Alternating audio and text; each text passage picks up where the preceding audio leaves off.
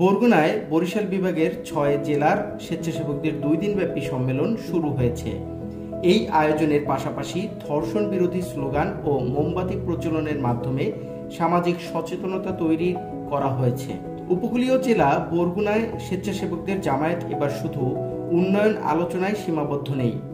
সম্মেলনের প্রথম দিনেই তারা ধর্ষণের মতো জঘন্য অপরাধের বিরুদ্ধে সোচ্চার হয়েছেন। ধর্ষণ বন্ধ করো, নারীদের নিরাপত্তা দাও, এই স্লোগানে মুখরিত হয়ে উঠেছে সম্মেলন প্রাঙ্গণ। রাতের অন্ধকারে মোমবাতি প্রজ্বলন করে তারা সমাজের সকল স্তরের নারী ও শিশুদের নিরাপত্তা নিশ্চিত করার আহ্বান জানান। এই সম্মেলনে ৪ শতাধিক স্বেচ্ছাসেবক অংশ নিয়েছেন, যারা শুধু উন্নয়নমূলক কাজই নয়, বরং সামাজিক অন্যায়ের বিরুদ্ধেও প্রতিবাদী।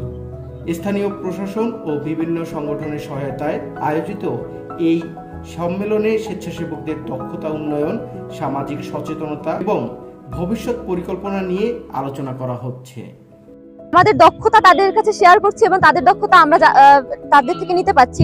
এটার জন্য আমরা খুবই অনারফুল তাদের কাছে। আর সেই সাথে আমরা মোমবাতি প্রজ্বলন করছি ধর্ষণের বিরুদ্ধে, এখানে তাদের ধর্ষণের প্রতিবাদে সবাই মিলে একসাথে হয়ে। এখানে মূল থিম হচ্ছে দুর্যোগ নিয়ে, যে দুর্যোগ প্রবণ এলাকাটা আসলে কি কি। এখানে একটা গ্লোবাল তৈরি করা হয়েছে, যেখানে দুর্যোগপূর্ণ এলাকাটা চিহ্নিত করা হয়েছে। তো দুর্যোগ বিষয়ে আমি যেটা জানবো সেটা স্বেচ্ছাসেবকদের জানাবো এবং তারা যা জানে আমিও শিখতে পারবো। এখানে এসে বিভিন্ন আমার দক্ষতা বাড়বে, এর জন্যই আমি আসছি। এখানে এসে এই যে 400 জন মানুষ সবাই একত্রিত হয়েছি, আমরা সবার সাথে একটা আন্ডারস্ট্যান্ডিং হয়েছে। তারা বিভিন্ন প্রজেক্ট করেছে, সেটার বিষয়ে আমরা অভিজ্ঞতা অর্জন করেছি। সব মিলিয়ে একটা অন্যরকমের সুন্দর মুহূর্ত কাটিয়েছি সবার সাথে। আমরা ঝালকাঠি জেলা থেকে এখানে প্রায় 13টি সংগঠন উপস্থিত হয়েছি। মূলত এটা একটা স্বেচ্ছাসেবক মিলন মেলা, যেখানে পুরো বরিশাল বিভাগের 6টি জেলার বিভিন্ন সংগঠনের বিভিন্ন স্বেচ্ছাসেবকরা এখানে একত্রিত হয়েছে।